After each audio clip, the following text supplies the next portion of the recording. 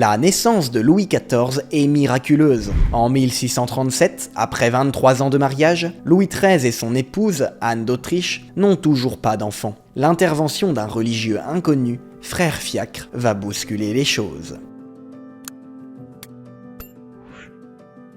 Dans la nuit du 3 novembre 1637, la Vierge Marie apparaît à 4 reprises à un modeste religieux du couvent des Augustins à Paris, frère Fiacre de Sainte-Marguerite. Ce dernier voit la Vierge, vêtue d'une robe bleue semée d'étoiles, assise sur une chaise, tenant un enfant. En montrant l'enfant, elle lui dit « Ce n'est pas mon fils, c'est l'enfant que Dieu veut donner à la France. » La Vierge demande 3 neuvaines publiques à la reine Anne d'Autriche, c'est-à-dire 3 cycles de 9 jours de prière.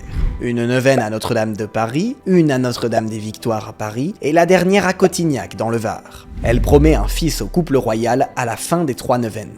Lors de la 4e et dernière apparition, Marie tient les propos suivants. Pour marquer que je veux qu'on avertisse la reine de faire ses neuvaines en mon honneur, voilà la même image qui est à Notre-Dame des Grâces, en Provence, et la façon de l'église. À cet instant, frère Fiacre voit distinctement cette image de l'église du sanctuaire provençal, faite en demi-rond, tout azurée et semée d'étoiles à l'endroit de l'autel. Et Marie, pour attester ses dires, lui indique qu'il découvrira dans l'église de Cotignac une peinture la représentant trait pour trait, telle qu'il la voit à cet instant. Le lendemain, frère Fiacre raconte les apparitions à ses supérieurs. Les Augustins préviennent le cardinal François de la Rochefoucauld qu'un modeste frère, simple et pieux, a reçu la visite de la Mère de Dieu au sujet de la descendance royale. Le cardinal, ancien conseiller d'Henri IV, écrit au gouverneur de Provence et à l'évêque de Fréjus, dans le Var, pour vérifier les propos du frère Fiacre, qui n'a jamais quitté Paris. La topographie et le décor de l'église du sanctuaire de Cotignac est conforme à la description qu'en a faite le frère Fiacre. L'invraisemblable se produit alors. Frère Fiacre, qui n'était qu'un religieux ordinaire, est reçu par Anne d'Autriche et Louis XIII. Le couple royal accepte de mettre sur pied les 3 neuvaines demandées par Marie, dans les lieux choisis par elle. Les temps de prière débutent le 8 novembre 1637 et s'achèvent le 5 décembre suivant. À la mi-janvier 1638, la reine se rend compte qu'elle est enceinte. Le mois suivant, Fiacre est reçu une seconde fois par le couple royal qui lui demande de se rendre à Cotignac pour vérifier la présence du fameux tableau de la Vierge et pour prier à leur intention et au bon déroulement de la grossesse. Parvenu dans l'église Notre-Dame des Grâces de Cotignac, Fiacre constate que le lieu ressemble effectivement à sa vision. La peinture se trouve dans la sacristie. C'est, au détail près, ce que lui a montré l'apparition.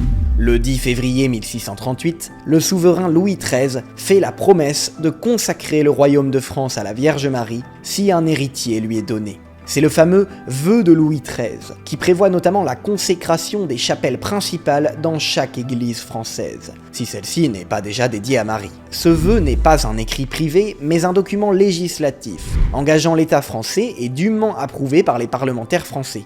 Ses successeurs, Louis XIV, Louis XV et Louis XVIII, confirment le vœu plus tard. La portée nationale de ce vœu ne se comprend qu'en raison de la reconnaissance du roi des apparitions mariales à l'origine du vœu. Le 5 septembre 1638, soit 9 mois jour pour jour après la fin des neuvaines, Louis Dieudonné, futur Louis XIV, vient au monde. Il succédera à son père Louis XIII 16 ans plus tard. En quelques mois, Fiacre passe du statut d'anonyme à celui de célébrité. On imprime des milliers de petites images de lui que l'on accroche souvent dans les fiacres des villes, d'où son nom. Une amitié perdure entre Fiacre et Anne d'Autriche, puis Louis XIV. La confiance des rois envers ce religieux, auparavant inconnu, ne s'explique que par la réalité du message de la Vierge qu'il a transmis.